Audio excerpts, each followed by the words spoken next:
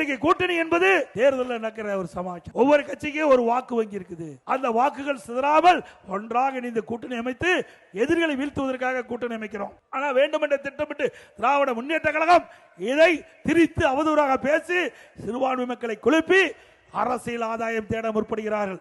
சிறுபான்மை மக்கள் எண்ணி பார்க்க வேண்டும். அனைத்து இந்திய அண்ணா திராவிட முன்னேற்ற கழகத்தை பொறுத்த வரைக்கும் எம்மதமும் சம்பதம். அண்ணா திமுக ஜாதிக்கும் மதத்திற்கு அப்பாற்பட்ட கட்சி.